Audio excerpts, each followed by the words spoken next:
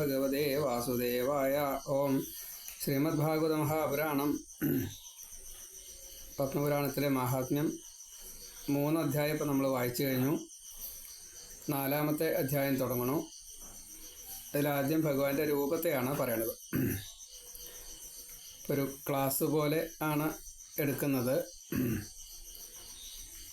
ശ്ലോകം, അന്വയം, അർത്ഥം, പദച്ഛേദം, ഇങ്ങനെയൊക്കെ കുറച്ച് വിശദീകരണം, ഇങ്ങനെയാണ് ക്ലാസ് എടുക്കുന്നത്. ഭാഗവതത്തെ പറയുക, അതാണ് ക്ലാസ് എന്നൊന്നും പറയാൻ ഞാൻ അധ്യാപകനൊന്നല്ല.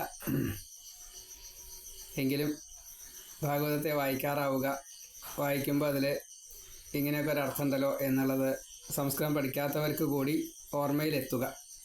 ഈ ഒരു ഉദ്ദേശത്തോട് കൂടിയിട്ട് ഭാഗവതത്തെ ഉപാസിക്കുന്ന ഒരാൾ എന്ന നിലയ്ക്ക് ഭാഗവതത്തെ പ്രചരിപ്പിക്കണം. ഒരു സാത്വിക ഭാവം എല്ലാവരിലും എത്താനും, കുട്ടികളിൽ പ്രത്യേകിച്ചും കുട്ടികളിലൂടെ ഭാഗവതം എല്ലാവരിലും എത്തുമാറാകട്ടെ എന്ന് നല്ലോണം മോഹിച്ചുകൊണ്ട് തന്നെ, അതിയായി പ്രാർത്ഥിച്ചുകൊണ്ട് ഈ രംഗത്തെ അവതരിപ്പിക്കണം. ഈ 4-ാമത്തെ അധ്യായത്തിൽ 14-ാമത്തെ ശ്ലോകം കൂടി ഈ ഭാഗവത മാഹാത്മ്യം, ഭഗവാന്റെ മാഹാത്മ്യം ആണ് ശൗനകാദി മഹർഷിമാർക്ക് കേൾക്കാൻ വേണ്ടിയിട്ട് സൂതനാൽ പറയപ്പെടുന്നത്. അത് നാരദന് സനകാദി മഹർഷിമാർ പറഞ്ഞു കൊടുക്കുന്നത്. അത് നമുക്ക് കേൾക്കാം. ഇപ്പം 47-ാമത്തെ ഭാഗം. ഓം നമോ ഭഗവതേ വാസുദേവായ. ഓം. ശ്രീമദ്ഭാഗവത മാഹാത്മ്യം 4-ാം അധ്യായം. സൂത ഉവാച. ഓം. അഥ വൈഷ്ണവചിത്തേഷു ദൃഷ്ട്വാ ഭക്തിം അലൗകികീം നിജലോകം പരിത്യജ്യ ഭഗവാൻ ഭക്തവത്സല വനമാലി ഘനശ്യാമ പീതവാസ മനോഹര കാഞ്ചീകലാപരുചിരോല്ലസന്മുകുടകുണ്ടല ത്രിഭംഗലളിതശ്ചാരു കൗസ്തുഭേന വിരാജിത കോടിമന്മഥലാവണ്യോ ഹരിചന്ദന ചർച്ചിത പരമാനന്ദചിന്മൂർത്തിർമധുരോ മുരളീധര ആവിവേശ സ്വഭക്താനാം ഹൃദയാന്യമലാനി ച. 4 ശ്ലോകങ്ങൾ. അഥ, അതിനുശേഷം. ഇപ്പോൾ ഭാഗവതത്തിൻ്റെ മാഹാത്മ്യം ഒരുപാട് പറഞ്ഞു. ഇനി എന്താ അധികം പറയാനുള്ളത്?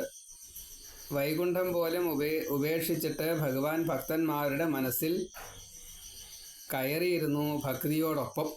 അവിടെ ഇനി വേറെ യാതൊന്നിനും പ്രവേശനമില്ലാത്ത രീതിയിൽ ഭക്തി പോലും ഒരു പാത്രത്തിൽ വെണ്ണ എങ്ങനെയാണോ വെച്ചിരിക്കുന്നത് അതേപോലെ ഫുൾഫിൽഡ് ആണ്. അവിടേക്കാണ് ഭഗവാൻ കയറിയിരുന്നത്. അപ്പോൾ അവിടെ സൂക്ഷ്മം എന്ന ഭാവത്തിലാണ് ഭഗവാൻ ആ ഹൃദയത്തിൽ കയറിയിരുന്നത്. ഭഗവാൻ എല്ലാ ദിക്കിലുമുണ്ട്, എല്ലായ്പ്പോഴും ഉണ്ട്. അഹമേവ അസമേവാഗ്രേ നാണ്യദ്യൽ സരസൽപരം പശ്ചാത്തഹം യഥേതച്ച യോഗശിഷ്യേത സോസ്മ്യഹം. ഭഗവാന്റെ ഇച്ഛയ്ക്കനുസരിച്ച് സൃഷ്ടി വേണമെന്ന് വിചാരിക്കണു, സൃഷ്ടിക്കണു, അതായിട്ട് നിലനിൽക്കണു. അതിന് ചില മാറ്റങ്ങളും കാര്യങ്ങളൊക്കെ വന്ന് ക്രമേണ ക്ഷയിപ്പിച്ച് ഭഗവാങ്കൽ തന്നെ ലയിപ്പിക്കണം. ഇത് ഭഗവാന്റെ ലീല. അത് ഓരോ നിമിഷം തോറും ഓരോ രോമകൂപത്തിൽ നിന്നും, അതും ആലിലകൃഷ്ണൻ്റെ ആണെന്ന് പ്രത്യേകം പറയുന്നുണ്ട്, അങ്ങനെ ഉണ്ടായിക്കൊണ്ടേ നിൽക്കുകയാണ്. ഉണ്ടാവണു, നിലനിൽക്കണു, ലയിക്കണു. ബ്രഹ്മാണ്ടങ്ങൾ എത്ര കോടി കോടി കോടി കോടി കോടി. അതിൽ നമ്മുടെ ബ്രഹ്മാണ്ടം ത്രിവിക്രമ ബ്രഹ്മാണ്ടം എന്ന് പറയും. വാമനാവതാരം ചെയ്ത് വിരാട് രൂപം കാണിച്ച ആ ഭാവത്തിൽ അവിടെയാണ് ഇപ്പോൾ നമ്മൾ 28-ാമത്തെ ചതുർയുഗത്തിൽ കലികാലം. ആ കലികാലത്തിൻ്റെ തൊട്ട് മുന്നേ ആയിട്ടുള്ള ദ്വാപരാന്ത്യത്തിലാണ് ഭഗവാൻ ശ്രീകൃഷ്ണനായിട്ട് അവതരിച്ചത്. എല്ലാ ചതുർയുഗങ്ങളിലും ശ്രീകൃഷ്ണൻ്റെ അവതാരം ഇല്ല എന്നാണ് ആചാര്യന്മാരൊക്കെ പറയാറ്. പ്രമാണമില്ല. അപ്പോൾ കൃഷ്ണൻ അവതരിച്ച് പിന്നീടുണ്ടായിട്ടുള്ള കലിയുഗത്തിൽ നമ്മൾ 5100 അത്രയായിട്ടുള്ളൂ, 27 അത്രയും കൊല്ലമായിട്ടുള്ളൂ. അപ്പോൾ നമ്മൾ സ്വതേ ഭാഗ്യവാന്മാരാണ്. ആ ഭഗവാനാണ് ഇവിടെ, കൃഷ്ണസ്വരൂപിയായിട്ടുള്ള ഭഗവാനാണ് ഇവിടെ വൈകുണ്ഠത്തുനിന്ന് ഗോലോകത്തുനിന്ന് ഭക്തന്മാരുടെ ഹൃദയത്തിലേക്ക് ഭാഗവതം കേൾക്കാൻ ഉത്സുകരായിട്ടിരിക്കുന്നവർക്ക് ലഭിക്കണത്. അപ്പോൾ ആ ഒരു താല്പര്യത്തിൽ എല്ലാവരിലും ഈ ഭാവത്തെ, സാത്വിക ഭാവത്തെ എത്തിക്കുക. അത് ആണ് പെണ്ണ് വ്യത്യാസമില്ല, ഈ ബ്രാഹ്മണ ക്ഷത്രിയ വ്യത്യാസമില്ല. അപ്പോൾ വർണ്ണാശ്രമ വ്യത്യാസം ഇല്ലാതെ കണ്ട് എല്ലാ മർത്യരാശിക്കും ഇത് കിട്ടണം. വേറൊന്നിനും വേണ്ടിയിട്ടല്ല, തെറ്റുകൾ ലവലേശം വരാത്ത രീതിയിൽ ജീവിക്കാനുള്ളൊരു മോഹം ഉണ്ടാകുവാൻ, അതിനു വേണ്ടി മാത്രമാണ്. ഈ പ്രപഞ്ചത്തിൻ്റെ നിലനിൽപ്പ് അത് സാത്വികമായിട്ട് ഉണ്ടാകുവാൻ പ്രാർത്ഥിച്ചുകൊണ്ട് ഈ അധ്യായം തുടങ്ങണു. കഥ അനന്തരം ഈ വൈഷ്ണവജിത്തേഷു, വിഷ്ണു ദീക്ഷ എടുത്തിട്ടുള്ള ഭക്തന്മാരുടെ ചിത്തത്തിൽ അവിടെ അലൗകികയും ഭക്തിയും ആണ്. അതായത്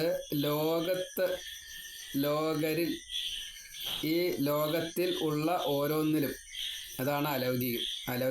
അപ്പോൾ ഇതൊന്നും വേണ്ടെന്നാ, വൈരാഗ്യം വന്നവരിലെ നിസ്സാരം. ലൗകികമായിട്ടുള്ള, ഭൗതികമായിട്ടുള്ള ആ കാര്യങ്ങളെ മുഴുവൻ ഉപേക്ഷിച്ച, ആകെ ഉപേക്ഷിക്കേണ്ടത് ശബ്ദസ്പർശ രൂപരസ ഗന്ധങ്ങളെ മാത്രമാണ്, 5 ഈ 5 ഉപേക്ഷിച്ചാൽ ലൗകികം പോയി. ഇന്ദ്രിയ പ്രീത്യർത്ഥമുള്ള സുഖത്തെ ഉപേക്ഷിച്ചാൽ അത് പോയി. അപ്പോൾ സച്ചിദാനന്ദത്തിലേക്ക് എത്തുക, ശുദ്ധസത്വത്തിലേക്ക് എത്തുക. സാത്വികനായാൽ പോരാ, ശുദ്ധസത്വത്തിലെത്തണം, അതാണ്. അപ്പം അങ്ങനെ അലൗകികയും ഭക്തിയും ദൃഷ്ടുക, അത് കണ്ടു. അപ്പോൾ നമുക്കൊക്കെ ഇപ്പോൾ അലൗകികയും ഭക്തി ഉണ്ട് ഈ ഭാഗവത പ്രകാരം. നിജലോകം, എന്നിട്ടോ വൈകുണ്ഠലോകത്തെ പരിത്യജ്യ, ഉപേക്ഷിച്ചിട്ട് ഭഗവാൻ, ഐശ്വര്യം വീര്യം ശ്രീ യശസ് ജ്ഞാനം വൈരാഗ്യമുള്ള ആ ഭഗവാൻ ഇവിടെ വനമാല ചാർത്തിക്കൊണ്ട് ഘനശ്യാമഹ, ആ മേഘവർണ്ണം പോലെയുള്ള ശ്യാമള നിറത്തോടു കൂടിയിട്ട്, പീതവാസാഹ, മഞ്ഞ പട്ടുകളുടുത്ത്, കാഞ്ചി കലാപരുചിരഹ, അപ്പോൾ അരഞ്ഞാണ തൊട്ടുള്ള ആഭരണങ്ങൾ, കാഞ്ചിയോട് കൂടിയിട്ട് മാത്രമല്ല, അത് ആഭരണങ്ങൾ ഉണ്ടാക്കുന്ന ശബ്ദങ്ങൾ, അതിൽ ചില മുത്തുമണികളോ എന്തെങ്കിലുമൊക്കെ ഉണ്ടാവും. പല ആഭരണങ്ങളിലെ കിലുക്കങ്ങൾ, അല്ലെങ്കിൽ 2 ആഭരണം തമ്മിൽ കൂട്ടിമുട്ടുമ്പോൾ ഉണ്ടാകുന്ന ശബ്ദം, അങ്ങനെ പലതുമുണ്ട്. അങ്ങനെയുള്ള ധാരാളം ആഭരണങ്ങളൊക്കെ ധരിച്ചപ്പോൾ അതിൻ്റെ ഒരു ആകർഷകത്വം, ചാരുഭാവം, എല്ലാവർക്കും ഇഷ്ടമാകുന്ന രുചിരം, ഇഷ്ടത്തെ തരുന്നതായിട്ടുള്ള രുചി, അതാണ്. അത് കാഞ്ചി കലാപം തന്നെയാണ് ഈ ആഭരണങ്ങളെ ശബ്ദങ്ങളെ, കലപല. അപ്പോൾ അതിങ്ങനെ വളരെ മനോഹരമായിട്ട് മാലയായാലും അരഞ്ഞാണായാലും പൊഞ്ചലമ്പായാലും വള, തള, കടകം, ഇങ്ങനെയുള്ളതൊക്കെ ഈ ശബ്ദങ്ങൾ ഉണ്ടാക്കുന്നതാണ്. ഏതായാലും അതൊക്കെ ധരിച്ച് അതിമനോഹരനായിട്ട് ഉല്ലസൻ മുകുട കുണ്ടല, പ്രകാശിക്കുന്നതായിട്ടുള്ള കിരീടം, അതേപോലെ തന്നെ ചെവിയിൽ മകരകുണ്ടലങ്ങൾ, മകരമത്സ്യത്തിൻ്റെ ആകൃതിയുള്ള കർണാഭരണം, അതൊക്കെ ചാർത്തി, ത്രിഭംഗ ലളിത, 3 വലികളോട് കൂടിയ രോമരാജികൾ വയറിൻ്റെ ഭാഗത്ത്. അപ്പോൾ മുകളിലേക്ക് രോമങ്ങളുണ്ട്, അതേപോലെ വയറിൻ്റെ ഭാഗത്ത് 3 വലികളോട് കൂടിയുള്ള 3 വര, അങ്ങനെയുള്ള രോമരാജിയാണ്. അതേപോലെ ത്രിഭംഗ ലളിത, 3 വരികള സുന്ദരമായിട്ടുള്ള കൗസ്തുഭേന, കൗസ്തുഭം എന്നുള്ള രത്നം, അത് കഴുത്തിൽ പാലാഴി മഥനം നടക്കുന്ന സമയത്ത് കിട്ടിയതാണ് കൗസ്തുഭരത്നം, പച്ച നിറത്തിലുള്ള എന്നാ പറയാം. പിന്നെ വിരാജിത, അതുകൊണ്ട് ഇങ്ങനെയുള്ള എല്ലാ കാര്യങ്ങളെ കൊണ്ടും ശോഭിക്കുന്നതായിട്ടുള്ള കോടിമന്മഥ ലാവണ്യ, അനവധി കാമദേവന്മാരെ പോലും മോഹിപ്പിക്കുന്നതായിട്ടുള്ള സൗന്ദര്യമുള്ള ആ ഭഗവാൻ ഹരിചന്ദന ചർച്ചിത, രക്തചന്ദനം തൊട്ടുള്ള ചന്ദനങ്ങൾ പല വിധത്തിലുണ്ട് അത്രേ. നമ്മൾ സാധാരണ 2 ചന്ദനേ പറയാറുള്ളൂ, ചന്ദനോ രക്തചന്ദനോ, അകിലും പറയാറുണ്ട്. അപ്പോൾ അതുപോരാ, ചന്ദനങ്ങൾ കുറേ തരം ഉണ്ടെന്നാണ് പറയണത്. ഏതായാലും അങ്ങനെയുള്ള പിന്നെ പരമാനന്ദ ചിന്മൂർത്തി സ്വതവേ തന്നെ സച്ചിദാനന്ദത്തെ ഭഗവാൻ സ്വയം അനുഭവിക്കുന്നു, ഭക്തന്മാർക്ക് അനുഭവിപ്പിക്കുന്നു. ഇത് ഭഗവാന്റെ ഒരു ലീലയാണ്, ഇത് ഭഗവാന്റെ ഒരു സ്വഭാവം കൂടിയാണ്. അപ്പോൾ ആത്മാരാമനാണ് അവിടേക്ക് ഈ ഭക്തന്മാരെ എത്തിക്കുകയും ചെയ്യണം. അങ്ങനെയുള്ള ആ മധുരഹ എന്ന് പ്രത്യേകം പറഞ്ഞിരിക്കുക, മധുരത്തെ പ്രദാനം ചെയ്യുന്ന, സാത്വിക ഭാവത്തെ പ്രദാനം ചെയ്യുന്ന, അല്ലാണ്ട് എല്ലാവർക്കും പഞ്ചാര കൊടുക്കുന്ന എന്നുള്ളതല്ല, എല്ലാവർക്കും സാത്വിക ഭാവത്തെ കൊടുക്കുന്നതായിട്ടുള്ള സാത്വികനായിട്ടുള്ള ഭഗവാൻ. മനോഹരഹ, മനസ്സിനെ ആകർഷിക്കുന്ന, അതായത് മനോഹരം എന്നുള്ളതിൻ്റെ സാരം നമ്മൾ സാധാരണ സുന്ദരൻ എന്നുള്ള അർത്ഥത്തിൽ എടുക്കാറ്. അത് സൗന്ദര്യം ശരീരത്തിനാവാം, മനസ്സിനാവാം, സ്വഭാവത്തിനാവാം, അങ്ങനെ പലതുമുണ്ട്. അതുകൊണ്ട് മനോഹര എന്നുള്ളത് മനസ്സിനെ ഹരിക്കുന്നവെന്നാ. അപ്പോൾ ശരിക്കും ഹരി എന്നുള്ള അർത്ഥത്തിലാണ് മനോഹരൻ. മുരളീധരഹ, മുരളി എന്ന് വെച്ചാൽ ഓടക്കുഴൽ. അപ്പോൾ ഓടക്കുഴൽ വിളിക്കുന്നതായിട്ടുള്ള ആ ഭക്തവത്സലനായിട്ടുള്ള ഭഗവാൻ സ്വഭക്താനാം, തൻ്റെ സ്വന്തം ഭക്തന്മാരെ, അമലാനി ഹൃദയാനി, അവരുടെ ഈ ഹൃദയത്തിൽ ഒരു മാലിന്യവുമില്ല എന്ന് ഉറപ്പ് വന്നതായിട്ടുള്ള ഭക്തന്മാരുടെ ഹൃദയത്തിൽ ആവിവേശ, അവിടേക്കാണ് ഭഗവാൻ കയറി ചെന്നത്. ഇപ്പം ഇവിടെ ഒരു അംശം കൊണ്ട് ഭഗവാൻ ഈ പ്രപഞ്ചത്തിൽ അങ്ങോട്ട് നിറഞ്ഞു നിന്നു എന്നാണ്. എങ്ങനെ നിറഞ്ഞു എന്നുള്ളത് ചോദിക്കരുത്. ഹൃദയങ്ങളിൽ എന്ന് പറയുമ്പോൾ ഓരോരുത്തരുടെയും മനസ്സിൽ, പിന്നെ ഈ ത്രിഭുവനത്തിൽ 14 ലോകങ്ങളിലും ഓരോ അണുവിലും പ്രത്യേകം പ്രത്യേകം പ്രത്യേകം. ബ്രഹ്മമോഹനത്തിൽ ഭഗവാൻ ബ്രഹ്മാവ് ഈ ശ്രീകൃഷ്ണനെ കൃഷ്ണനായിട്ട് കണ്ടു, വിഷ്ണുവായിട്ട് കണ്ടു, അനന്തപത്മനാഭനായിട്ട് കണ്ടു. ഓരോ അണുക്കളിലും കണ്ടു, എല്ലാറ്റിലും കണ്ടു. താനിരിക്കുന്ന ബ്രഹ്മാവിൻ്റെ ആ സ്ഥാനത്ത് മറ്റൊരു ബ്രഹ്മാവായിട്ട് ഭഗവാൻ ഇരിക്കണം. അപ്പോൾ ഇങ്ങനെ കണ്ടതായിട്ടുള്ള ഈ ഭഗവാൻ ഇതേപോലെ തന്നെയാണ് ഇപ്പോൾ ഈ സപ്താഹം നടക്കുന്ന സമയത്ത് അവിടെ വന്നിട്ടുള്ള ഓരോരുത്തരുടെ ഹൃദയത്തിലും ഇരുന്നു പറഞ്ഞാൽ അവിടെ എല്ലാവരും രൂപം സ്വീകരിച്ച് വന്നിരിക്കാൻ. അവിടെ സത്തുണ്ട്, അസത്തുണ്ട്, പ്രാണിവർഗങ്ങളുണ്ട്, അരൂപികളായിട്ടുള്ള ഭൂതപ്രേത പിശാചുക്കൾ എല്ലാവരും ഉണ്ട്.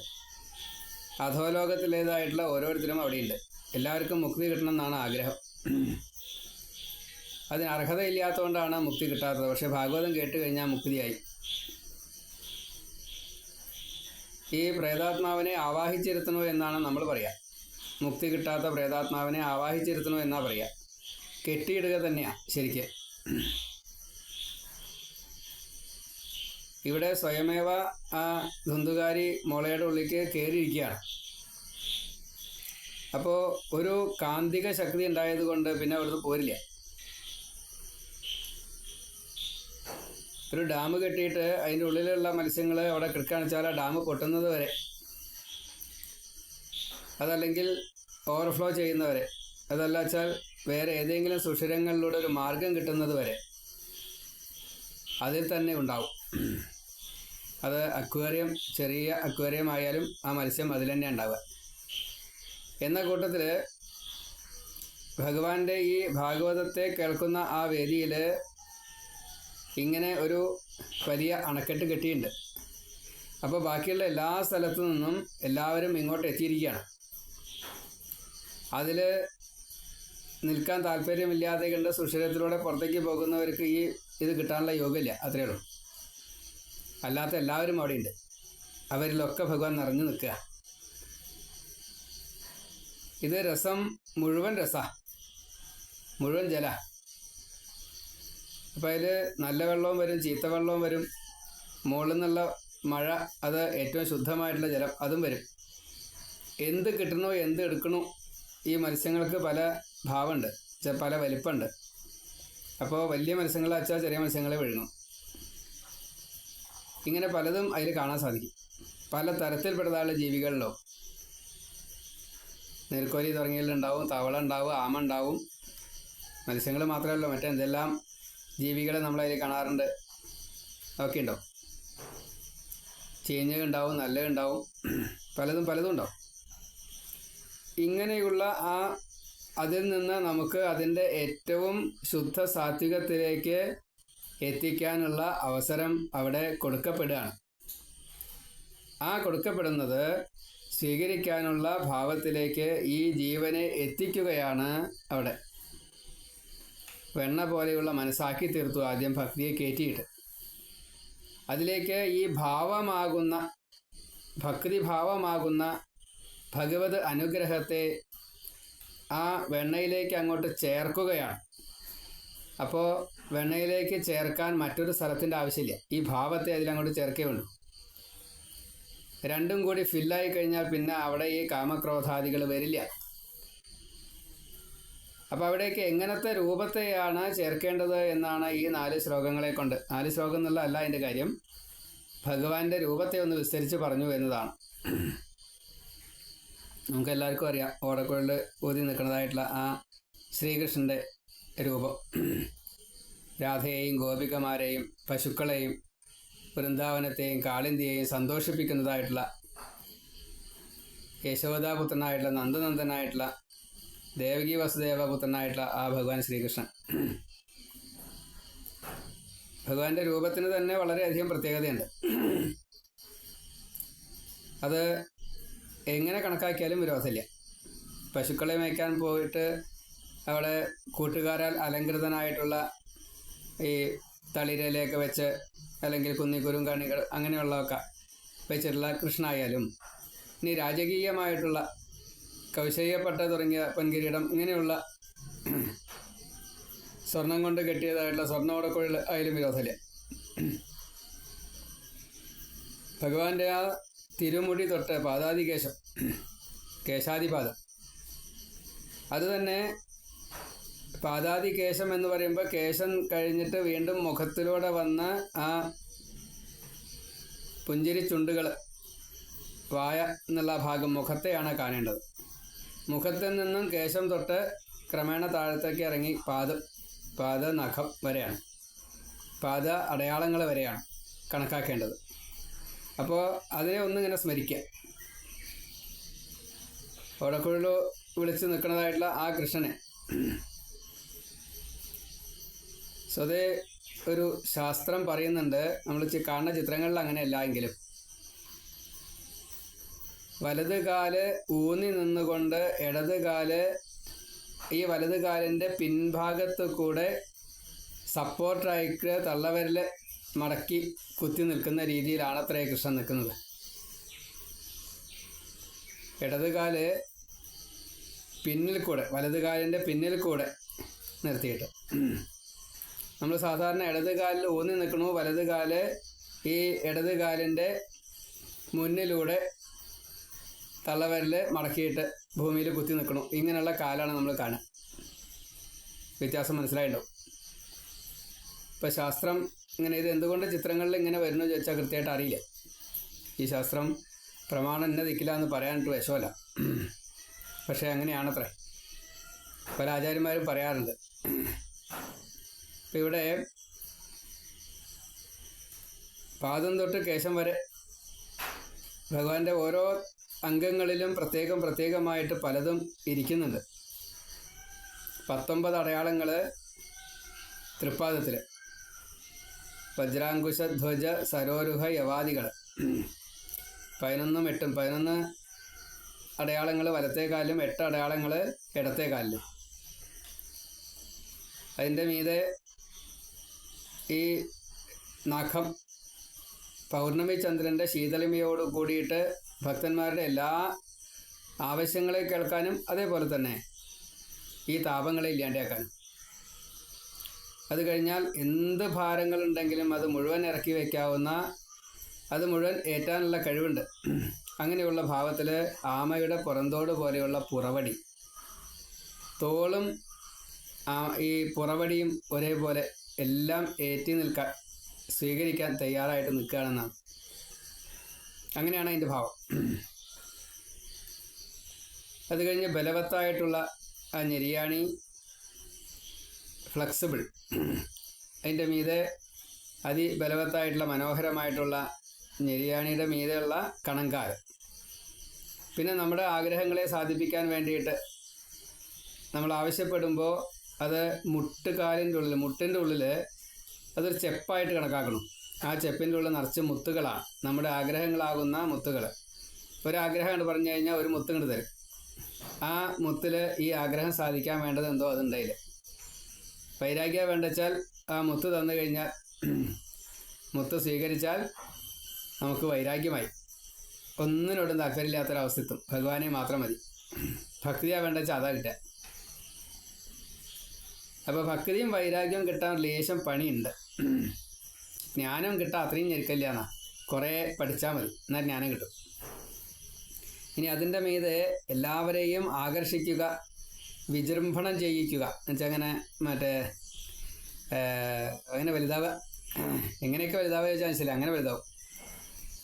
നമ്മൾ ഒരു അതിലങ്ങോട്ട് ഉൾപ്പെട്ടുകൊണ്ട് ഒരു പ്രവൃത്തി ചെയ്യുകയാണ്, ഒരു സ്റ്റേജ് അലങ്കരിക്കുകയാണ്, നമ്മൾ തന്നെ അവിടുത്തെ ലീഡർ എന്ന രീതിയിൽ നമ്മളങ്ങോട്ടാവും. ഒരു എക്സൈറ്റഡ് എഫക്റ്റ് ഉണ്ടാവും. അത് ഒളിപ്പിച്ചു വയ്ക്കുന്ന ഒരു ഭാവമാണ് തൃത്തുടകൾ. അതല വിതലങ്ങളാണ്.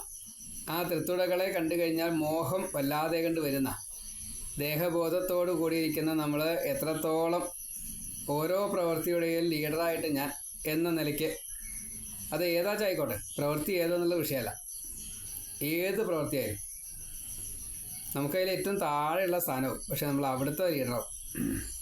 ഇങ്ങനെ ഒരു വിജൃംഭണം അവിടെ നടക്കും. മോഹിപ്പിക്കുന്നതായിട്ടുള്ള ഊരുക്കൾ, അതീവ ഭംഗിയുള്ള ആ ഊരുക്കൾ. പിന്നെ കണ്ടു കഴിഞ്ഞാൽ മനോവിക്ഷോഭം ഉണ്ടാവാതിരിക്കാൻ വേണ്ടിയിട്ട് ഭഗവാൻ തൻ്റെ ഗുഹ്യഭാഗത്തെ മറച്ചുകൊണ്ട് മഞ്ഞപ്പട്ടുകൊണ്ട്, കൗശേയ മഞ്ഞപ്പട്ടുകൊണ്ട് എന്നാണ്, കാശിയിലുണ്ടാക്കുന്ന അതിവിശിഷ്ടമായിട്ടുള്ള പട്ട്. ഈ പട്ടുനൂൽ പുഴുവിൽ നിന്നുണ്ടാക്കുന്ന പട്ടാണ് എന്നൊന്നും ധരിക്കണ്ട. അത് എങ്ങനെയാണോ നമുക്കറിയില്ല, പക്ഷേ പട്ടാണ്. കാരണം ഭഗവാൻ ഉപയോഗിക്കുന്നത് മുഴുവൻ സാത്വികമാണ്. ഈ സാത്വികത്തിൽ ഒരു ജീവിയുടെ മൃത്യുവിന് കാരണമാവുകയില്ല. മുക്തി കൊടുക്കുന്നതാണെച്ചാലോ ഉണ്ടേനി. കൃത്യവാസസ്സായിട്ട് ഭഗവാൻ മഹാദേവനെ പറയാറുണ്ട്. ഈ ശംഖചൂടൻ്റെ അല്ലെങ്കിൽ ഈ ഭഗവാൻ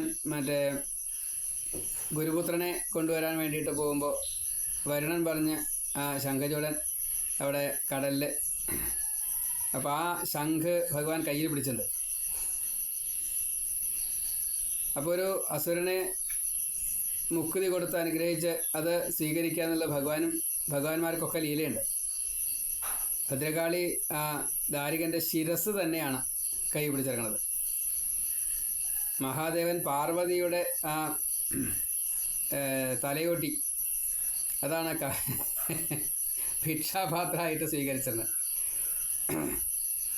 നമ്മുടെ സങ്കല്പത്തിനും അതീതമാണ് അവരുടെയൊക്കെ ഈശ്വരഭാവം. അപ്പോൾ നമുക്കത് കൂട്ടിയാൽ പറ്റില്ല. ഇപ്പം ഇവിടെ ഈ കൗശേയപ്പട്ട് സന്ധ്യയെ വസ്ത്രമാക്കിയിട്ട് ഭഗവാൻ ധരിച്ചിട്ടുണ്ടാവും. സന്ധ്യയെ വസ്ത്രമാക്കിയിട്ട് ധരിക്കുമ്പോൾ ഭഗവാൻ ഒരാളെ ഹിംസിക്കണ്ട, ഒരു പുഴുവിനെ കൊല്ലണ്ട.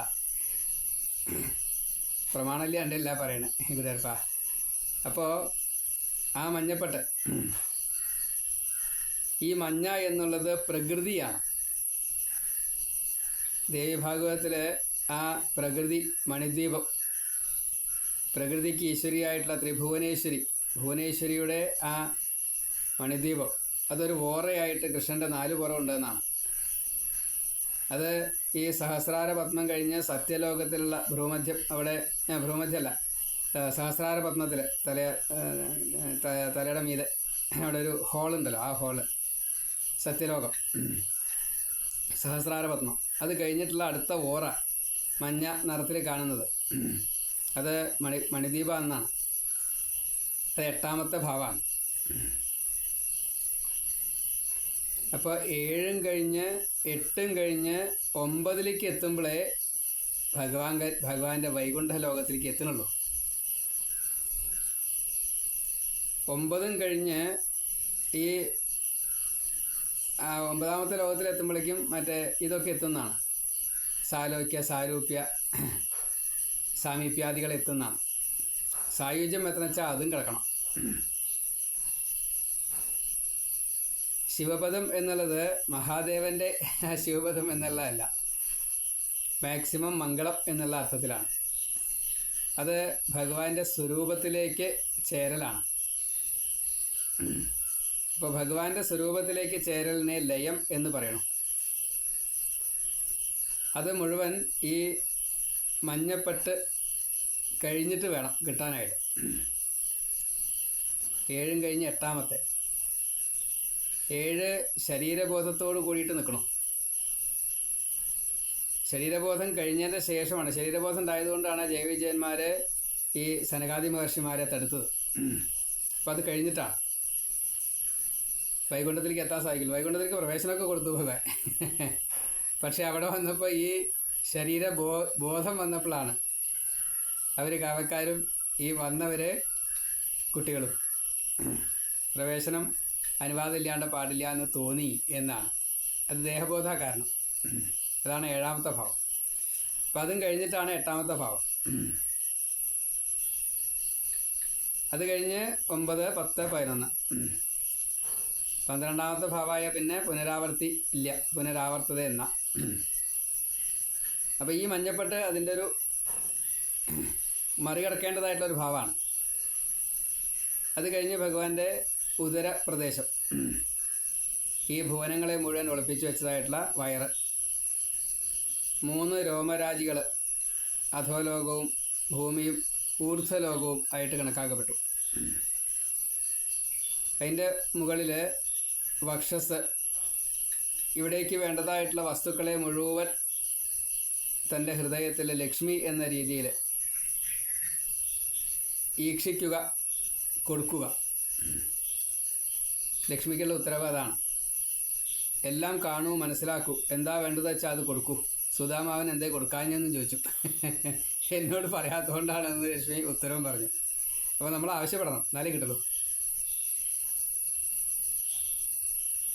ആ വക്ഷസിൽ ലക്ഷ്മിക്കും ഹാരമായിട്ട് ആണ് വനമാല. എല്ലാ ഋതുക്കളുടെയും പൂക്കൾ എന്നാണ്. എല്ലാ ഋതുക്കളുടെയും ആകാശഭാവമാണ്, വ്യാപിത്വം വിഷ്ണുഭാവമാണ്. അതാണ് മാലയായിട്ട്, വനമാലയായിട്ട്. ആ വനമാല വെറുതെ ചാർത്തിയതല്ല, കേശാദിപാദം മുഴുവൻ കവർ ചെയ്തുകൊണ്ടാണ് വനമാല. 6 ഋതുക്കളുടെ മാല കണ്ഠത്തിലിട്ടിരിക്കുകയല്ല, കണ്ഠത്തിലും ഉണ്ട്, എത്രയുള്ളൂ. ലക്ഷ്മിക്കും ഉണ്ട്. അവിടെ വിരിഞ്ഞതായിട്ടുള്ള ആ മാറിടത്തിൽ ലക്ഷ്മിക്കും കൂടി ഓർമ്മ വരാൻ വേണ്ടിയിട്ട് ലക്ഷ്മിയുടെ അച്ഛൻ്റെ, ഭൃഗുമഹർഷിയാണ് ലക്ഷ്മിയുടെ അച്ഛൻ, ആ അച്ഛൻ്റെ തൃപ്പാദത്തെ ഭഗവാൻ ഹൃദയത്തിൽ ധരിച്ചു. അതിനൊരു രംഗമൊക്കെ ഭഗവാൻ ഉണ്ടാക്കി. സാത്വികത്തിലെ മൂർത്തി ആരാണ്, വിഷ്ണു ആണെന്ന് കണ്ടുപിടിക്കാൻ വേണ്ടിയിട്ട്. അപ്പോൾ ഭൃഗുവിൻ്റെ തൃപ്പാദം അവിടെ പതിപ്പിച്ചു ഭഗവാൻ. അത് ലക്ഷ്മിക്ക് കൊടുത്തു. എന്നും അച്ഛനെ സ്മരിച്ചോളൂ കേട്ടോ. ഇത് കൊടുക്കുമ്പോഴേ എല്ലാ ഭക്തന്മാർക്കും അതും ഇതൊക്കെ കൊടുക്കണ്ടേ. ആ കൊടുക്കുമ്പോൾ നിങ്ങൾക്ക് ആർക്കെങ്കിലും കരച്ചിൽ വരേണ്ട ഒക്കെയല്ലേ, എനിക്ക് കരച്ചിൽ വരണ്ടേ. അച്ഛൻ്റെ പാദത്തെ സ്മരിച്ചോളൂ. എവിടെയാണ് ഇരിക്കണത്? ഭർത്താവിൻ്റെ ഹൃദയത്തിലാണ് ഇരിക്കുന്നത്. ഭാര്യ എങ്ങനെയാവണം, മകള് എങ്ങനെയാവണം, ഹൃദയത്തിൽ ഇരിക്കുകയാണ്. അച്ഛൻ്റെ ഹൃദയത്തിൽ ഇല്ലായിട്ടല്ല, അച്ഛൻ ലക്ഷ്മിയുടെ ഹൃദയത്തിൽ ഇല്ലായിട്ടല്ല. അപ്പോൾ ആ തൃപ്പാദത്തെ കണ്ടുകൊണ്ട് ഭർത്താവിനെ സേവിക്കുകയാണ് വേണ്ടത്. അച്ഛൻ്റെ തൃപ്പാദത്തെ കണ്ടുകൊണ്ട് ഭർത്താവിനെ സേവിക്കുകയാണ് വേണ്ടത്. അതാ ലക്ഷ്മി ചെയ്തുകൊണ്ടിരിക്കുന്നത്. അതിനുള്ള ശോഭയെയാണ് കൗസ്തുഭരത്നം കൊടുക്കുന്നത്. കണ്ഠത്തിൽ എന്താ ശോഭയായിട്ട് വേണ്ടത്? അവിടെ നിന്നാണത്രേ ഈ താലുമൂലം വഴി മുകളിലേക്ക് നാവ്, ചുണ്ട്,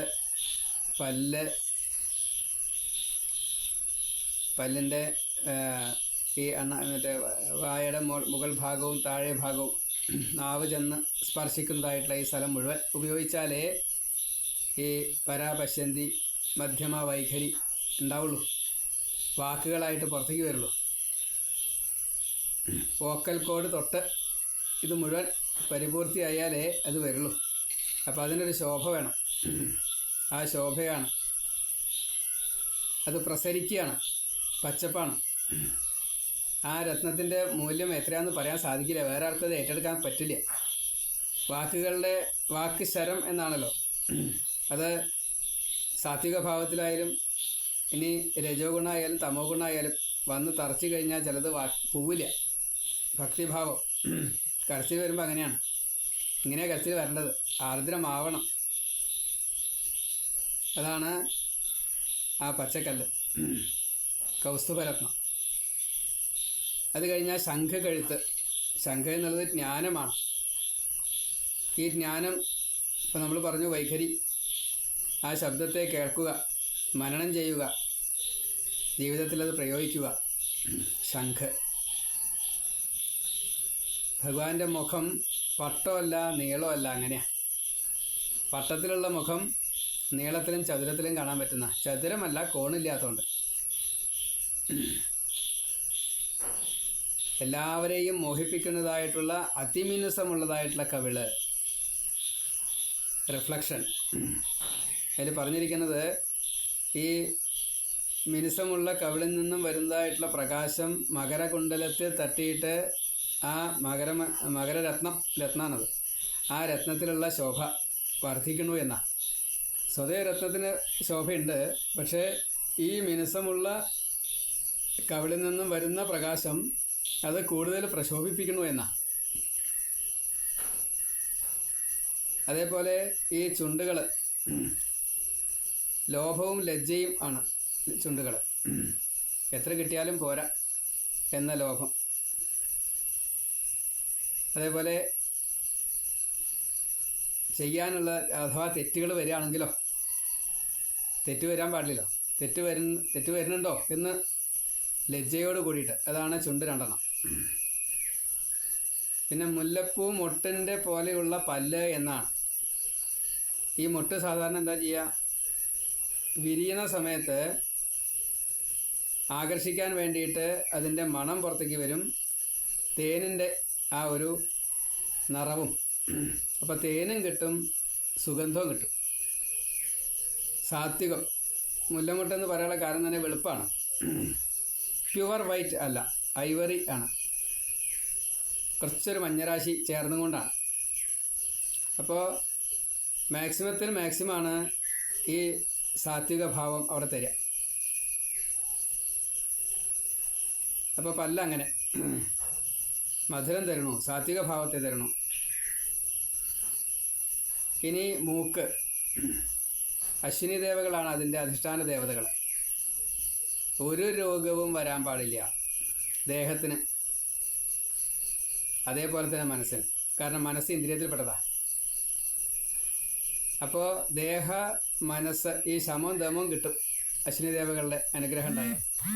ദേഹത്തിന് സ്വസ്ഥത ഉണ്ടായാൽ മാത്രമേ ഭഗവാനെ സ്മരിക്കാൻ പോലും പറ്റുള്ളൂ. അപ്പോൾ അതിന് മണം മതിയെന്നാ, തുളസി മണം സ്വീകരിക്കാനുള്ള ഭാവം. അശ്വിനി കുമാരന്മാരാ, ദേവവൈദ്യന്മാരാ, സൂര്യൻ്റെ പുത്രന്മാരാ. സൂര്യനല്ലേ ഏറ്റവും കൂടുതൽ പ്രകാശം കൊടുക്കുക. ആ പ്രകാശം കൊടുക്കുമ്പോൾ സ്വീകരിക്കാൻ ഇവിടെ ദേഹത്തിനും മനസ്സിനും സ്വസ്ഥതയും സന്തോഷവും വേണ്ടേ? അത് തരുന്ന ഭാവമാണ് ആ ദേവവൈദ്യന്മാരായിട്ടുള്ള അശ്വിനി കുമാരന്മാർ. അവർക്ക് ഈ യാഗഭാഗം നിഷേധിച്ചാൽ പറ്റുമോ? നിഷേധിച്ചാൽ പറ്റില്ല. അപ്പോൾ അതിനൊരു ദധീജി വേണം അത് കൊടുക്കാൻ. അപ്പം ഇങ്ങനെ ഏത് അർത്ഥത്തിലായാലും ഭഗവാന്റെ ആ മൂക്കിൻ്റെ പ്രാധാന്യം, നെറ്റിയുടെ അവിടുന്ന് പതിക്കാതെ കണ്ട് നെറ്റിയോട് ചേർന്ന് എന്നാണ്. ഒട്ടും താഴ്ച വരില്ല, നെറ്റിയോട് ചേർന്നാണ്. നീണ്ട് കൂർത്ത് തടിച്ച് വിടർന്നതായിട്ടുള്ള മൂക്ക്. കാരണം ഇത് മുഴുവൻ സ്വീകരിക്കാനുള്ള കഴിവ് വേണം. ഈ ദേഹത്തിൽ ഇരിക്കുമ്പോഴേ ജീവൻ അത് ചെയ്യാൻ പറ്റൂ. ഇനി അടുത്തത് കണ്ണ്. ചുവന്ന കണ്ണുകൾ രക്തനേത്രമാണ്, കാരണം രജോ ഗുണമാണ്. ഈ രജോ ഗുണത്തിൻ്റെ ഉള്ളിൽ ശുദ്ധ സാത്വികമായിട്ടിരിക്കുക. ഈ വെളുത്ത പ്രതലത്തിൽ കറുത്ത പൊട്ട് നോക്കിയിട്ട് കറുത്ത പൊട്ടിനെ വെളുത്ത പൊട്ടായിട്ട് കാണുന്നു, വെളുത്ത പ്രതലത്തിനെ കറുത്ത പ്രതലമായിട്ട് കാണുന്നു. അങ്ങനെ ഒരു എക്സസൈസ് ഉണ്ട്. അത് കാരണം കണ്ണിൻ്റെ നിറം അത് കറുത്ത ഡോട്ട് ആണ്. ആ കണ്ണിൽ കാണാത്തതായിട്ട് യാതൊന്നുമില്ല. ആ കണ്ണിൻ്റെ ശുദ്ധസത്വ ഭാവത്തെ, സച്ചിദാനന്ദ സ്വരൂപത്തെ പുറമേക്ക് അങ്ങോട്ട്, സച്ചിദാനന്ദ ഭാവത്തെ പുറമേക്ക് കൊടുക്കുന്നതായിട്ടുള്ള ഭഗവാൻ അത് കൊടുക്കുകയും ചെയ്യണം, എടുക്കുകയും ചെയ്യണം. വീക്ഷിക്കുക എന്ന ഭാവം, നോക്കുക, പരിപാലിക്കുക, പാലനകരണം, കണ്ണ്. പിന്നെ കണ്ണിൻ്റെ ധാരാളമുണ്ട്. സൂര്യേന്ദ്രന്മാർ ഒക്കെ ഉണ്ട്. അഗ്നി കയ്യിൽപ്പെട്ടതാണ്. അത് കഴിഞ്ഞാൽ ഈ പ്രപഞ്ച സൃഷ്ടികളുടെ മുഴുവൻ നിയന്ത്രണങ്ങളെ ഏറ്റെടുക്കുന്ന ഈശ്വരൻ എന്ന ഭാവം പുരികങ്ങൾക്ക്. നിയന്ത്രണം അത് പുരികത്തിനാണ്, ഈശ്വരൻ. അത് കഴിഞ്ഞാൽ നെറ്റി, വിരിഞ്ഞതായിട്ടുള്ള ചെരിഞ്ഞതായിട്ടുള്ള 5 വലികളോട് കൂടിയ ഭഗവാന്റെ ഈ ചെരിഞ്ഞ് വിരിഞ്ഞ നെറ്റി. അതിൽ ഉൾപ്പെടാത്തതായിട്ടുള്ള യാതൊന്നുമില്ല. 5ൻ്റെ കണക്ക് എത്രയാ പറയാൻ പറ്റില്ല, മുഴുവൻ ഉണ്ടായില്ല. നമുക്ക് സാധാരണഗതിയിൽ ഈ ജ്ഞാനത്തെ മുഴുവൻ, ആജ്ഞാചക്രമാണ് ഭ്രൂമധ്യം. അതിൻ്റെ മുകളിൽ സ്വതേ ഈ ആജ്ഞാചക്രത്തിലാണ് അത്ര ജീവൻ ഇരിക്കുന്നത്. അപ്പോൾ ആ ജീവനെ നിയന്ത്രിക്കുന്നതായിട്ടുള്ള സാക്ഷി ഒപ്പമുണ്ട്. അത് ജ്ഞാനസ്വരൂപനായിട്ടാണ് നെറ്റിയിലായിരിക്കണം. പഞ്ചഭൂതങ്ങൾ, പഞ്ചതന്മാത്രകൾ, പഞ്ചജ്ഞാനേന്ദ്രിയങ്ങൾ, പഞ്ചകർമ്മേന്ദ്രിയങ്ങൾ, പഞ്ചയജ്ഞായാലും ശരി, പഞ്ചസൂനങ്ങളായാലും ശരി, പഞ്ചക്ലേശങ്ങളായാലും ശരി, 5ൻ്റെ കുറേ ഉണ്ട്. ഇനി അങ്ങനെ കണക്ക് പിന്നെ എപ്പോഴെങ്കിലുമൊക്കെ പറയുമ്പോൾ കിട്ടും. മുഴുവൻ പഞ്ചീകരണം, ദ്രവ്യ കർമ്മ കാല സ്വരൂപ ജീവ. ഈ പഞ്ചീകരണം നടക്കുമ്പോൾ ആ ജീവന് ശരീരത്തെ കിട്ടണ തന്നെ എത്ര പറഞ്ഞാലും പോരാ. ഭഗവാൻ അതിലായിരിക്കണത്, സാക്ഷിയായിട്ട്, അന്തര്യാമിയായിട്ട്. ഈ ജീവൻ ഇരിക്കുന്നതിൻ്റെ തൊട്ട് എല്ലാ കൺട്രോളും ചെയ്യുന്നതായിട്ടുള്ള ഭാവത്തിൽ. സഹസ്രാര പത്മം, സത്യലോകം. ജ്ഞാനം കിട്ടിയാൽ നമ്മൾ സത്യവാനാവും, യാതൊരു തർക്കമില്ല. പിന്നെ അസത്യം നമ്മൾ പറയില്ല.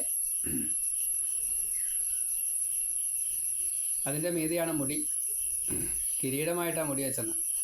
മേഘങ്ങൾ, രോമം മരങ്ങളാണെന്നാണ് പറയാം. അപ്പോൾ മേഘമാണ്. അതേപോലെ മേഘം, മഴ. മേഘം എന്നുള്ളതിൻ്റെ അതിന് വെള്ളത്തിനെ സ്റ്റോർ ചെയ്യുന്ന എന്നുള്ളൊരർത്ഥമുണ്ട്. ജലമേഘങ്ങൾ എന്നല്ലേ പറയാം നമ്മൾ. അപ്പോൾ ജലത്തെ വഹിക്കുന്നതാണ് ജലം ജീവൻ്റെ ആധാരമാണ്. അപ്പോൾ പ്രാണൻ്റെ ആധാരം വായുവാണ്, ജീവൻ്റെ ആധാരം ഈ ജലമാണ്. അതിൻ്റെ തമ്മിൽ വ്യത്യാസമുണ്ട്. ആ ജലത്തെ വഹിക്കുന്നത് ഈ മുടിയാണ്. ആഹാരം തരുന്നത് മരം ആണ്. നിലനിൽപ്പിന് വേണ്ടിയിട്ട് മുടിയാണ്. അതിനെ കിരീടമായിട്ട് വെച്ചിരിക്കണോ. ആഹാരപ്രിയരായിട്ട് നമുക്ക് ആഹാരമില്ലാച്ചാൽ, സസ്യജാലം തരണ ആഹാരമില്ലാച്ചാൽ, ഈ മൃഗങ്ങളെ തിന്നുന്നവരും മൃഗങ്ങൾ സസ്യത്തെയാണ് ആശ്രയിക്കണത്. ആടായാലും ശരി, പോത്തായാലും ശരി, പുല്ലാ തിന്ന. അപ്പോൾ പ്രകൃതിയെ, മരത്തെ, പ്രാകൃത ഭാവത്തെ, പ്രകൃതിയിൽപ്പെട്ടതായിട്ടുള്ള ഓരോന്നും ഈ അതിൻ്റെ ഒരു ഭാവമാണ് നമ്മൾ, ശരീരം പ്രകൃതി അംശമാണ്. അപ്പം ഇത് മുഴുവൻ ഈ ഭഗവാന്റെ രൂപത്തിലുണ്ട്. പാലനം ചെയ്യുക എന്ന കൈകളുടെ ഭാവം, നടക്കുക എന്നതായിട്ടുള്ള കീഴടക്കുക, അതാണ് നടക്കുക എന്നുള്ളത്. ദൂരത്തെ കീഴടക്കുക, ദൂരത്തെ മാത്രമല്ല, സഞ്ചാരം കീഴടക്കുകയാണ്. എടുക്കുക എന്ന കയ്യിൻ്റെ ഭാവം, കീഴടക്കുക, നടക്കുക എന്ന ഭാവം കാലിന്. പരമ്പരയുണ്ടാക്കുക, ആവശ്യമില്ലാത്തതിനെ ഒഴിവാക്കുക. പായു ഉപസ്ഥം, സ്തുതിയാദി കാര്യങ്ങൾ ചെയ്യുക നാവിൻ്റെ ഭാവം. കർമ്മേന്ദ്രിയങ്ങൾ 5. വേണ്ടതുപോലെ കാണാൻ കഴിയുക കണ്ണ്. വേണ്ടതുപോലെ മണക്കാൻ കഴിയുക മൂക്ക്. രുചിക്കാൻ കഴിയുക പ്രസാദത്തെ. പാദധൂളികളെ സ്വീകരിക്കാൻ കഴിയുക തൊലി. അക്രൂരൻ കടന്നു വരുന്നില്ലേ, വിതുരൻ കടന്നു വരുന്നില്ലേ വൃന്ദാവനത്തിലൊക്കെ. തൊലിയിൽ സ്വീകരിക്കുകയാണ് പാദധൂളി, അതിനാണ് തൊലി. ഭഗവാന്റെ കഥകളെ കേൾക്കാൻ വേണ്ടിയിട്ട് ചെവി, പഞ്ചേന്ദ്രിയങ്ങൾ, ജ്ഞാനേന്ദ്രിയങ്ങൾ. ഇങ്ങനെയുള്ള ഈ ഭഗവാന്റെ രൂപത്തെ നമ്മൾ നമ്മുടെ രൂപം തന്നെ കണ്ടുകൊണ്ട് നമ്മളായിട്ട് കൊടുക്കുക. അതാണ് ഭഗവാന്റെ രൂപം. അതിമനോഹരമായിട്ടുള്ള മുടിക്കെട്ട്, ഇങ്ങനെ അതിവിസ്തൃതമായിട്ടുള്ള ചെരിഞ്ഞ് 5 വരികളോട് കൂടിയിട്ടുള്ള നെറ്റി, നീണ്ടതായിട്ടുള്ള പുരികം, ചുവന്ന കണ്ണ്, അത്യാകർഷകം, കാരുണ്യനോട്ടം, അതേപോലെ കുഴിയാതെ കണ്ട് നീണ്ട് കൂർത്ത് തടിച്ച് വിടർന്നതായിട്ടുള്ള മൂക്ക്, അതിമിനുസമായിട്ടുള്ള കവിള്, ലോഭലജ്ജകളാകുന്ന ചുണ്ടുകൾ, മുല്ലപ്പൂവിൻ്റെ മുട്ട് പോലെയുള്ള പല്ലുകൾ, പിന്നെ ദംഷ്ട്രയുണ്ട് കേട്ടോ. അസുരഭാവത്തിനെ നിഗ്രഹിക്കാനുള്ള ദംഷ്ട്രാഭാവമുണ്ട്, അത് ഒളിപ്പിച്ചു വെച്ചിരിക്കുകയാണ്. ശംഖ് കഴുത്ത്, എല്ലാം കേൾക്കുന്നതായിട്ടുള്ള ചെവി. ചെവിയുടെ ഒരു പ്രത്യേകതയുണ്ട്. നമ്മുടെയൊക്കെ ചെവിയുടെ പുറം ഭാവം, കവറിങ് ചെയ്യുന്ന ഭാവം പുറമേക്ക് ചിലപ്പോൾ ഈ വെള്ളം പുറമേക്ക് പോകുന്ന രീതിയിൽ കാണാം. അപ്പോൾ അവിടെ ഒട്ടും പോവില്ല, കാറ്റ് പോലും പുറമേക്ക് പോവില്ല. അങ്ങനെയുള്ള നീണ്ടതായിട്ടുള്ള ചെവിയാണ്. മുകൾ ഭാഗം വിടർന്ന് താഴെ ഭാഗത്ത് എത്തുമ്പോൾ കൂർത്ത്, അതും കവിളിനോട് ചേരാതെ കണ്ട് ലേശം ഭാവം താഴെ നിൽക്കുന്നതാണ്. അങ്ങനെയുള്ള ആ ചെവി എന്ത് കേട്ടാലും പുറമേക്ക് പോവില്ല. അത് മുഴുവൻ ഭഗവാന്റെ ചെവിയുടെ ഉള്ളിലേക്ക് എത്തിക്കുന്നതായിട്ടുള്ള കർണം. ചെവി അങ്ങനെയാണ്. അതിൻ്റെ ആഭരണം മകരമത്സ്യം. മത്സ്യപുരാണത്തിലെ മകരമത്സ്യം അവതാര സ്വരൂപമാണ്, രക്ഷിതാവാണ്, ജ്ഞാനോപദേശം. അപ്പോൾ ശംഖ് കഴുത്തിൻ്റെ താഴെയായിട്ട് എല്ലാം താങ്ങുന്നതായിട്ടുള്ള തോള് അതിവിസ്തൃതം. അതേപോലെ ബാഹുക്കൾ ആജാനുബാഹുവാണ്. മുട്ടിൻ്റെ താഴെ കൈപ്പടം മുഴുവൻ താഴെ നിൽക്കും. കാൽമുട്ടിൻ്റെ താഴെ കൈപ്പടം വന്ന് നിൽക്കും. എന്നിട്ട് അതിൻ്റെ താഴെയാണ് കൈപ്പടവും വിരലുകളും. കണങ്കാലിൻ്റെ പകുതിയോളം വരും. അതാണ്, അത്രയും വലുതാണ്. കയ്യിൻ്റെ നീളം വളരെ കൂടുതലാണ്. നമ്മുടെ കൈ പോലെയല്ല. നമ്മുടെ കൈയൊക്കെ തൊട പരമാവധി മുട്ടിൻ്റെ മീതെയായിട്ട്. ഇതത് പോരാ. ആ കൈപ്പടം തന്നെ മണിബന്ധത്തിൻ്റെ താഴെയാണ് മുട്ടിൻ്റെ താഴെയാണ് മണിബന്ധം. അതാണ് അങ്ങനെയുള്ള കൈപ്പടം. അത് പാലനകർമ്മം ചെയ്യുകയാണ്. വക്ഷസ്സിൽ നമ്മൾ നേരത്തെ പറഞ്ഞു അതിവിസ്തൃതമായിട്ടുള്ള വക്ഷസ്സാണ്. അവിടെ എത്ര ആൾക്കാർ, പുഷ്പവിമാനം പോലെയാണ്, എത്ര ആൾക്കാർ കയറിയിരുന്നാലും പിന്നെയും സ്ഥലം ബാക്കിയ. പന്ത് കളിക്കാനുള്ള സ്ഥലമുണ്ട്. കന്തുകലീലയ, അവിടെ ഭൃഗുവിൻ്റെ പാദമുണ്ട്, കൗസ്തുഭ രത്നമുണ്ട്, ലക്ഷ്മി ഇരിക്കുന്നുണ്ട്, വനമാലയുണ്ട്, മഞ്ഞപ്പട്ട് ഉത്തരീയമായിട്ടുണ്ട്. സത്രുജ സമോ ഗുണങ്ങളാകുന്ന ബ്രഹ്മാവിഷ്ണു മഹേശ്വരന്മാരെ പുണുനൂലായിട്ടിട്ടുണ്ട്. സ്വർണ്ണാഭരണങ്ങളുണ്ട്, രത്നാഭരണങ്ങളുണ്ട്, പൂക്കളെ കൊണ്ടുള്ള മാലകളുണ്ട്. അതിൻ്റെ താഴെ ഇടുങ്ങിയതായിട്ടുള്ള വയറ്. ഇത് താങ്ങാൻ പറ്റുമോ ഈ ശരീരം എന്ന് സംശയിക്കുക, അത്ര ചെറുതാണ്. അവിടെ 3 രോമരാജികളോട് കൂടിയിട്ട് കുഴിഞ്ഞ പൊക്കിള്. ഈ എത്ര ബ്രഹ്മാണ്ടമാണോ അത് മുഴുവൻ താങ്ങുന്നതായിട്ടുള്ള ഓരോ രോമകൂപത്തിൽ ഭഗവാനിപ്പോൾ ഈ ഒരു ബ്രഹ്മാണ്ടത്തിൽ താങ്ങാൻ പ്രയാസമില്ല. അപ്പോൾ അവർ 3 ലോകങ്ങളും, ഭൂമി പ്രത്യേകിച്ചും സമുദ്രം, പർവ്വതം, മരം ഒക്കെയുണ്ട്. വയറുഭാഗം 3 ലോകങ്ങളും കൂടി ത്രിഭുവനം എന്നാണ് പറയുക. അതിൻ്റെ താഴെ ഒരു ക്ഷോഭം വരാതിരിക്കാൻ വേണ്ടി മഞ്ഞപ്പട്ടിൻ്റെ 4 പുറവും ഒരു പൊൻ അരഞ്ഞാണം ഭഗവാൻ ചാർത്തിയുണ്ട്. അതിൻ്റെ താഴെ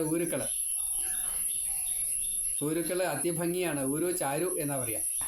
ഊരു ചാരു അങ്ങനെ അത്രയ്ക്കുണ്ട് അതിൻ്റെ ഭംഗി. അതിൻ്റെ താഴെ മുത്തുകൾ അടച്ചു വെച്ചതായിട്ടുള്ള കാൽമുട്ടിൻ്റെ ആ ചെപ്പ് പുറമേക്ക് വരില്ല എന്നാണ്, ഉള്ളിലേക്ക് കുഴിഞ്ഞിട്ടാണ് നിൽക്കുക. കുഴിയില്ല, ഒപ്പം. നമ്മുടെയൊക്കെ കാൽമുട്ട് പുറമേക്ക് മുട്ട് വന്നിട്ടുണ്ടാവും. അതല്ല വെച്ചാൽ ഒരു ഭാഗം ഉള്ളിലേക്ക് ഒരു ഭാഗം പുറത്തേക്ക് ഇങ്ങനെയൊക്കെയാണ്. അത് സ്ട്രെയിറ്റാണ്. കണങ്കാല് എല്ലാം താങ്ങുന്നതായിട്ടുള്ള കണങ്കാല്, അതിമനോഹരമായിട്ടുള്ള ഞെരിയാണി, എല്ലാം താങ്ങുന്നതായിട്ടുള്ള പുറവടി, ശീതളിമ തരുന്നതായിട്ടുള്ള നഖം 10 എണ്ണം. ആ 10നൊക്കെ കണക്കുണ്ട്. 19 അടയാളം കാലിൽ, വജ്രാങ്കുശ ധ്വജ സരോരുഹ യവാദികൾ, കൊടിയുണ്ട്, ശംഖുണ്ട്, പലതുമുണ്ട്. അത് ആ സമയത്ത് പറയാം. ഇങ്ങനെ അതിമനോഹരമായിട്ടുള്ള ഈ ഭഗവാന്റെ തൃക്കൈകൾ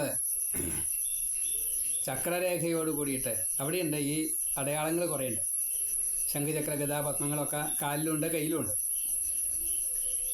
10 കൈയിലും ചക്രരേഖ, മറ്റേ കയ്യിൻ്റെ വിരലിൻ്റെ ഏറ്റവും അറ്റത്ത് 10 ചക്രരേഖയാണ്. സുദർശനചക്രമാണ് ഭഗവാൻ. ആയുധങ്ങൾ ശംഖുചക്ര ഗദാ പത്മങ്ങൾ, അതേപോലെ വില്ല്, അമ്പ്, വാള, പരിച, പാശം, കയറ്, തോട്ടി, അങ്കുശം, പാശം. ഇങ്ങനെ സഹസ്രബാഹുവാണ്. അപ്പോൾ എത്രയെന്ന് പറയാൻ നോക്കില്ല, അത്രയും ആയുധങ്ങളൊക്കെ ഉണ്ട്. എല്ലാ ആയുധങ്ങളും ഭഗവാന് ചേരും. മഴു ഭഗവാന്റെ ആയുധ, കലപ്പ ഭഗവാന്റെ ആയുധ, ഒലയ്ക്ക ഭഗവാന്റെ ആയുധ. ഓരോരുത്തരും കൈ പിടിച്ചത് ഓരോരോ ആയുധങ്ങളാണ്. അതൊക്കെ ഭഗവാനിൽ ഉള്ളതാണ്.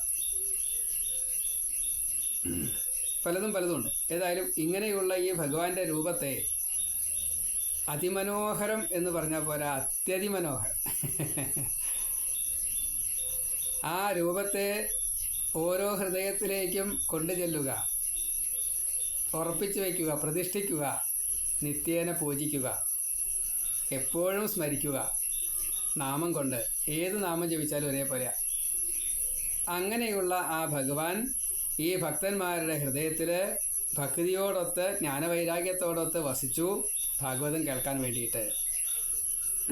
4-ാമത്തെ അധ്യായത്തിൽ 4 ശ്ലോകങ്ങളെ ഭാഗവത മഹാത്മ്യത്തിൽ പറഞ്ഞതിനെ ഒന്ന് പറഞ്ഞു.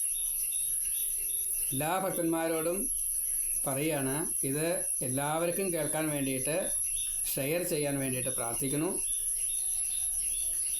എൻ്റെ ശ്രോതാക്കൾ വളരെ കുറവാണ്. അത് ഞാൻ പറയുന്നത് അത്ര ശരിയാവുണ്ടാവില്ലായിരിക്കാം, അറിയില്ല.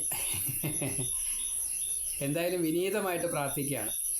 ഇങ്ങനെ എന്നെ തടഞ്ഞിട്ടോളണം എന്നില്ല, എന്നെ കേൾക്കാം. കേട്ട് കഴിഞ്ഞാൽ ഒരു ഭാഗവതനായിട്ട് നമുക്ക് ജീവിക്കാൻ സാധിക്കും. ഭക്തിയോട് കൂടിയിട്ട് ഒരു സാത്വിക ഭാവത്തെ നമുക്ക് സ്വയമേവ അനുഭവിക്കാം, മറ്റുള്ളവർക്ക് കൊടുക്കാൻ സാധിക്കും. വ്യക്തി വിരോധമോ അതല്ലെങ്കിൽ മറ്റു ചില അസൂയാദി കാര്യങ്ങളോ ഒക്കെ ഉപേക്ഷിച്ചുകൊണ്ട് ഈ പഠിപ്പിക്കലെന്നൊന്നും പറയാൻ പറ്റില്ല, കേൾക്കാൻ വേണ്ടിയിട്ട് എല്ലാവരെയും നമസ്കരിച്ചുകൊണ്ട്, പ്രത്യേകിച്ച് ഭഗവാനെ നമസ്കരിച്ചുകൊണ്ട്, ഭക്തന്മാരെ നമസ്കരിച്ചുകൊണ്ട് ഈ ഭാഗം സമർപ്പിക്കട്ടെ. സർവത്ര ഗോവിന്ദനാമ സങ്കീർത്തനം. ഗോവിന്ദ ഗോവിന്ദ. എൻ്റെ ഫോൺ നമ്പർ 7558012135. ഇത് വാട്സപ്പ് നമ്പറാണ്. അതിൽ അഭിപ്രായങ്ങൾ എന്തെങ്കിലും ഉണ്ടെച്ചാൽ നേരിട്ട് പറയുക. ശ്രീഹരേ ഗുരുവായൂരപ്പ. നാരായണ നാരായണ നാരായണ നാരായണ നാരായണ. സർവം ശ്രീകൃഷ്ണാർപ്പണമസ്തു.